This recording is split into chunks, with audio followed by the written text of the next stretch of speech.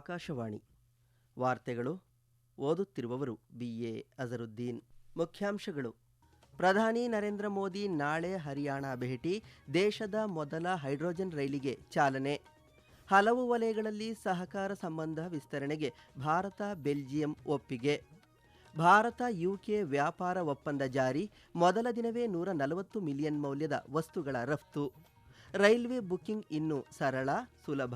IRCTCಯಿಂದ ಹೊಸ ಬೀಟಾ ಆವೃತ್ತಿ ಆರಂಭ. ಫಿಫಾ ವಿಶ್ವಕಪ್ ಫುಟ್ಬಾಲ್, ಇಂಗ್ಲೆಂಡ್ ವಿರುದ್ಧ ಗೆದ್ದು ಫೈನಲ್ ಪ್ರವೇಶಿಸಿದ ಹಾಲಿ ಚಾಂಪಿಯನ್ ಅರ್ಜೆಂಟೀನಾ. ವಾರ್ತೆಗಳ ವಿವರ.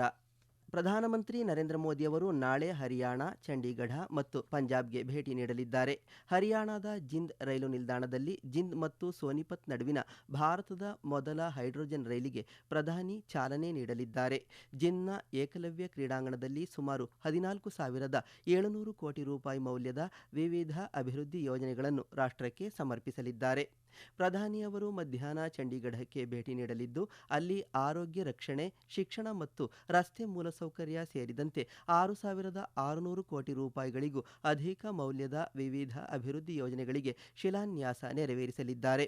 ಚಂಡೀಗಢದ ಸ್ನಾತಕೋತ್ತರ ವೈದ್ಯಕೀಯ ಶಿಕ್ಷಣ ಮತ್ತು ಸಂಶೋಧನಾ ಸಂಸ್ಥೆಯಲ್ಲಿ ಆಧುನಿಕ ಮಾತೃ ಮತ್ತು ಮಕ್ಕಳ ಕೇಂದ್ರ ಹಾಗೂ ಅತ್ಯಾಧುನಿಕ ನರವಿಜ್ಞಾನ ಕೇಂದ್ರವನ್ನು ಪ್ರಧಾನಿ ಉದ್ಘಾಟಿಸುವರು. ನಂತರ ಪ್ರಧಾನಿ ಅವರು ಜಲಂಧರ್ಗೆ ಭೇಟಿ ನೀಡಲಿದ್ದು, ಸಂಪರ್ಕ ಬಲವರ್ಧನೆ ಮತ್ತು ಆರ್ಥಿಕ ಅಭಿವೃದ್ಧಿ ವೇಗಗೊಳಿಸುವ ಗುರಿ ಹೊಂದಿರುವ 5,470 ಕೋಟಿ ರೂಪಾಯಿಗಳಿಗೂ ಅಧಿಕ ಮೌಲ್ಯದ ಬಹು ಅಭಿವೃದ್ಧಿ ಯೋಜನೆಗಳನ್ನು ಉದ್ಘಾಟಿಸಲಿದ್ದಾರೆ. ಇದೇ ವೇಳೆ ಅವರು ಅಮೃತ ಭಾರತ ನಿಲ್ದಾಣ ಯೋಜನೆಯಡಿ ಜಲಂಧರ್ ಕಂಟೋನ್ಮೆಂಟ್ ಸೇರಿ 75 ಪುನರಾಭಿವೃದ್ಧಿಗೊಂಡ ರೈಲು ನಿಲ್ದಾಣಗಳನ್ನು ಲೋಕಾರ್ಪಣೆ ಮಾಡುವರು.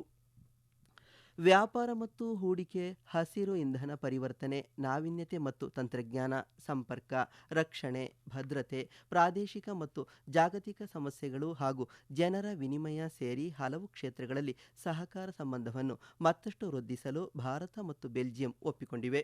ಹೆಚ್ಚು ರಚನಾತ್ಮಕ ಮತ್ತು ಸಮಗ್ರ ಪಾಲುದಾರಿಕೆಯ ಮೂಲಕ ದ್ವಿಪಕ್ಷೀಯ ಸಂಬಂಧಗಳನ್ನು ಬಲಪಡಿಸುವತ್ತ ಮಹತ್ವದ ಹೆಜ್ಜೆಯನ್ನಿಡುವ ಭಾರತ ಬೆಲ್ಜಿಯಂ ಕಾರ್ಯತಂತ್ರದ ಸಂವಾದದ ಮೊದಲ ಸಭೆ ನಿನ್ನೆ ಬ್ರಸೆಲ್ಸ್ನಲ್ಲಿ ನಡೆಯಿತು. ಕಾರ್ಯತಂತ್ರದ ಸಂವಾದದ ಉದ್ಘಾಟನಾ ಗೋಷ್ಠಿಯಲ್ಲಿ ಸಹ ಅಧ್ಯಕ್ಷತೆಯನ್ನು ವಿದೇಶಾಂಗ ಸಚಿವ ಡಾ ಎಸ್ ಜೈಶಂಕರ್ ಮತ್ತು ಬೆಲ್ಜಿಯಂನ ಉಪ ಪ್ರಧಾನಿ ಮತ್ತು ವಿದೇಶಾಂಗ ವ್ಯವಹಾರ ಹಾಗೂ ಅಭಿವೃದ್ಧಿ ಸಹಕಾರ ಸಚಿವ ಮ್ಯಾಕ್ಸಿಮ್ ಪ್ರೇವೋಟ್ ಅವರು ವಹಿಸಿದ್ದರು. ಡಾ ಜೈಶಂಕರ್ ಅವರು, ಯುರೋಪ್ ಜೊತೆಗಿನ ಭಾರತದ ಒಳಗೊಳ್ಳುವಿಕೆಯಲ್ಲಿ ಬೆಲ್ಜಿಯಂ ವಿಶೇಷ ಸ್ಥಾನವನ್ನು ಹೊಂದಿದೆ. ದ್ವಿಪಕ್ಷೀಯ ಪಾಲುದಾರಿಕೆ ಆಳವಾಗಿ ಬೆಳೆಯುತ್ತಿರುವಂತೆಯೇ ಭಾರತ ಐರೋಪ್ಯ ಒಕ್ಕೂಟದ ಸಂಬಂಧವು ಹೆಚ್ಚಿನ ಪ್ರಾಮುಖ್ಯತೆಯನ್ನು ಪಡೆದುಕೊಂಡಿದೆ ಎಂದರು. As open societies and as market economies, India and the EU have a natural affinity. The rule of law and the sanctity of contracts are central to our thinking. When it comes to sensitive technologies, this is all the more important. The fact is that emerging technologies literally hold the potential to shape our lifestyle and future. India and the European Union have developed this trust with each other and now strive to take that into the business and technology domains. ವ್ಯಾಪಾರ, ಹೂಡಿಕೆ ಮತ್ತು ನಾವೀನ್ಯತೆ ಎರಡೂ ದೇಶಗಳನ್ನು ಹತ್ತಿರಕ್ಕೆ ತರುತ್ತದೆ ಮತ್ತು ಭವಿಷ್ಯದ ಸಹಕಾರಕ್ಕೆ ಭದ್ರ ಬುನಾದಿಯನ್ನು ಒದಗಿಸುತ್ತದೆ ಎಂದು ಪ್ರೇವೋಟ್ ಹೇಳಿದರು. ಭಾರತ ಮತ್ತು UK ನಡುವಿನ ಸಮಗ್ರ ಆರ್ಥಿಕ ಮತ್ತು ವ್ಯಾಪಾರ ಒಪ್ಪಂದ ಜಾರಿಯಾದ ಮೊದಲ ದಿನವಾದ ನಿನ್ನೆ ಸುಮಾರು 140 ಮಿಲಿಯನ್ ಮೌಲ್ಯದ ವಸ್ತುಗಳನ್ನು ರಫ್ತು ಮಾಡಲಾಗಿದೆ ಎಂದು ಕೇಂದ್ರ ವಾಣಿಜ್ಯ ಮತ್ತು ಕೈಗಾರಿಕಾ ಸಚಿವಾಲಯದ ಕಾರ್ಯದರ್ಶಿ ರಾಜೇಶ್ ಅಗರ್ವಾಲ್ ಹೇಳಿದ್ದಾರೆ. ದೆಹಲಿಯಲ್ಲಿ ನಿನ್ನೆ ಸುದ್ದಿಗೋಷ್ಠಿಯಲ್ಲಿ ಮಾತನಾಡಿದ ಅವರು, CETA ಒಪ್ಪಂದ ಉಭಯ ದೇಶಗಳಿಗೂ ಅಗಾಧ ಮಾರುಕಟ್ಟೆ ಅವಕಾಶಗಳನ್ನು ಸೃಷ್ಟಿಸುತ್ತಿದೆ. ಇದು ಮುಂಬರುವ ದಿನಗಳಲ್ಲಿ ಕೇವಲ ವ್ಯಾಪಾರ ವಲಯಕ್ಕೆ ಮಾತ್ರವಲ್ಲ, ಸೇವಾ ವಲಯಕ್ಕೂ ಕೂಡ ದೊಡ್ಡ ಪ್ರಮಾಣದ ಉತ್ತೇಜನವನ್ನು ನೀಡಲಿದೆ ಎಂದು ತಿಳಿಸಿದ್ದಾರೆ. ಈ ವಾರ್ತೆಗಳನ್ನು ಆಕಾಶವಾಣಿಯಿಂದ ಕೇಳುತ್ತಿದ್ದೀರಿ. ನಮ್ಮ ಎಲ್ಲಾ ರಾಷ್ಟ್ರೀಯ ವಾರ್ತೆಗಳು ಹಾಗೂ ಪ್ರದೇಶ ಸಮಾಚಾರ ಈಗ ಆಕಾಶವಾಣಿ ನ್ಯೂಸ್ ಕನ್ನಡ ಯೂಟ್ಯೂಬ್ ಚಾನೆಲ್ನಲ್ಲಿ ಲಭ್ಯ. ನಮ್ಮ ಎಕ್ಸ್ ಖಾತೆ ಮತ್ತು ಇನ್ಸ್ಟಾಗ್ರಾಂ ಖಾತೆ ಆಕಾಶವಾಣಿ ನ್ಯೂಸ್ ಕನ್ನಡ. ಹೆಚ್ಚಿನ ಮಾಹಿತಿಗಾಗಿ ನಮ್ಮ ಫೇಸ್ಬುಕ್ ಖಾತೆ AIR ಕನ್ನಡ ನ್ಯೂಸ್ ಅನುಸರಿಸಿ. ಮಾಹಿತಿಯ ಹೂರಣ ವಾರದ ಕಾರ್ಯಕ್ರಮ ಪ್ರಚಲಿತ ವಿದ್ಯಮಾನ ಪ್ರತಿ ಬುಧವಾರ 9:15. ರೈಲ್ವೆ ಸಚಿವಾಲಯವು ಭಾರತೀಯ ರೈಲ್ವೆ ಅಡುಗೆ ಮತ್ತು ಪ್ರವಾಸೋದ್ಯಮ ನಿಗಮದ IRCTC ವೆಬ್ಸೈಟ್ನ ಹೊಸ ಬೀಟಾ ಆವೃತ್ತಿಯನ್ನು ಆರಂಭಿಸಿದೆ. ಇದು ರೈಲು ಟಿಕೆಟ್ ಬುಕಿಂಗ್ ಅನ್ನು ಹೆಚ್ಚು ಸರಳ ಮತ್ತು ಬಳಕೆದಾರ ಸ್ನೇಹಿಯನ್ನಾಗಿ ಮಾಡುತ್ತದೆ. ಹೊಸ ಆವೃತ್ತಿಯಲ್ಲಿ 4 ಪ್ರಮುಖ ಸುಧಾರಣೆ ಮಾಡಲಾಗಿದೆ. ಮೊದಲನೆಯದಾಗಿ, ಇದು ಅನಗತ್ಯ ಕ್ಯಾಪ್ಚಾಗಳು, ಪಾಪ್ಅಪ್ಗಳು, ಗ್ರಾಫಿಕ್ಸ್ ಅಥವಾ ಗಮನ ಬೇರೆಡೆ ಸೆಳೆಯುವ ಅಂಶಗಳನ್ನು ಹೊಂದಿಲ್ಲ. ಎರಡನೆಯದಾಗಿ, ಪ್ರಯಾಣಿಕರು ಎಲ್ಲ ವರ್ಗಗಳಲ್ಲಿ ಸೀಟುಗಳ ಲಭ್ಯತೆ ವೀಕ್ಷಿಸಬಹುದು. ಮೂರನೆಯದಾಗಿ, ಇದು ವೇಗವಾದ ಚೆಕ್ಔಟ್ ಪ್ರಕ್ರಿಯೆ ಒದಗಿಸುತ್ತದೆ. ಟಿಕೆಟ್ಗಳನ್ನು ಬುಕ್ ಮಾಡಲು ಅಗತ್ಯವಿರುವ ಹಂತಗಳ ಸಂಖ್ಯೆಯನ್ನು ಗಮನಾರ್ಹವಾಗಿ ತಗ್ಗಿಸುತ್ತದೆ. ಮತ್ತು ಕೊನೆಯದಾಗಿ, ವೆಬ್ಸೈಟ್ ಈಗ ಪ್ರಯಾಣಿಕರ ವಿವರಗಳನ್ನು ಉಳಿಸುತ್ತದೆ, ಪುನರಾವರ್ತಿತ ಬುಕಿಂಗ್ಗಳನ್ನು ಸುಲಭಗೊಳಿಸುತ್ತದೆ. ವೆಬ್ಸೈಟ್ ವಿಳಾಸ www.irctc.co.in/e-ticket. ಬೀಟಾ ಆವೃತ್ತಿಯ ಲಿಂಕನ್ನು ಹಾಲಿ ಇರುವ ವೆಬ್ಸೈಟ್ನ ಮುಖಪುಟದಲ್ಲಿಯೂ ಒದಗಿಸಲಾಗಿದೆ.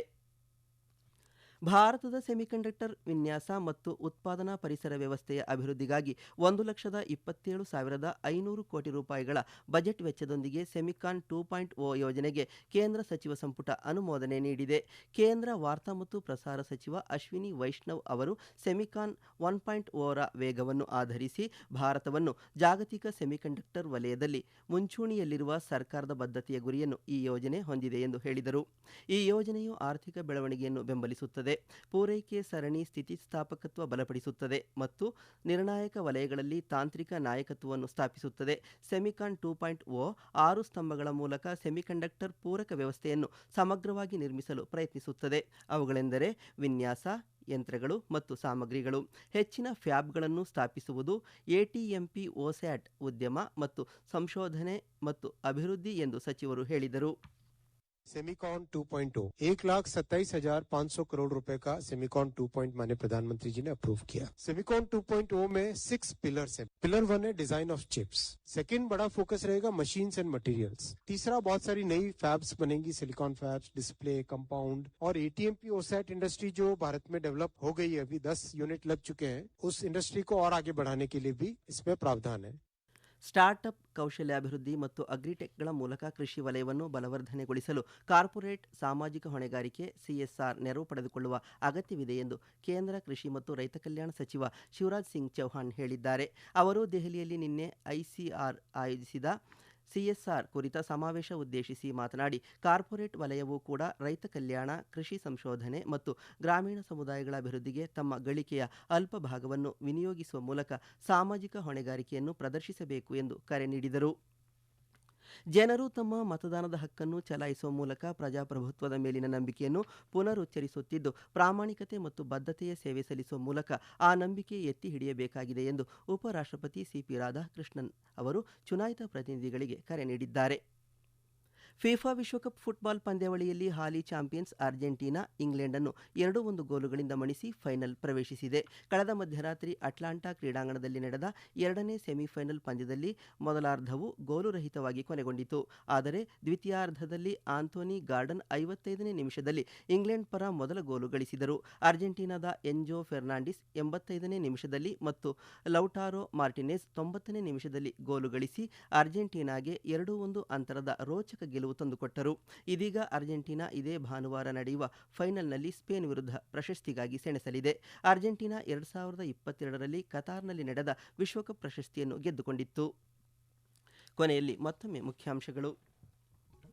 ಪ್ರಧಾನಿ ನರೇಂದ್ರ ಮೋದಿ ನಾಳೆ ಹರಿಯಾಣ ಭೇಟಿ, ದೇಶದ ಮೊದಲ ಹೈಡ್ರೋಜನ್ ರೈಲಿಗೆ ಚಾಲನೆ.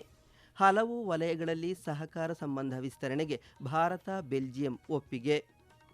ಭಾರತ UK ವ್ಯಾಪಾರ ಒಪ್ಪಂದ ಜಾರಿ, ಮೊದಲ ದಿನವೇ 140 ಮಿಲಿಯನ್ ಮೌಲ್ಯದ ವಸ್ತುಗಳ ರಫ್ತು. ರೈಲ್ವೆ ಬುಕಿಂಗ್ ಇನ್ನೂ ಸರಳ, ಸುಲಭ, IRCTCಯಿಂದ ಹೊಸ ಬೀಟಾ ಆವೃತ್ತಿ ಆರಂಭ.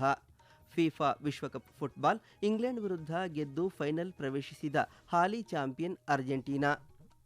ಇಲ್ಲಿಗೆ ವಾರ್ತಾ ಪ್ರಸಾರ ಮುಕ್ತಾಯವಾಯಿತು. ನಮ್ಮ ಮುಂದಿನ ವಾರ್ತಾ ಪ್ರಸಾರ ಈ ಮಧ್ಯಾಹ್ನ 12 ಗಂಟೆಗೆ.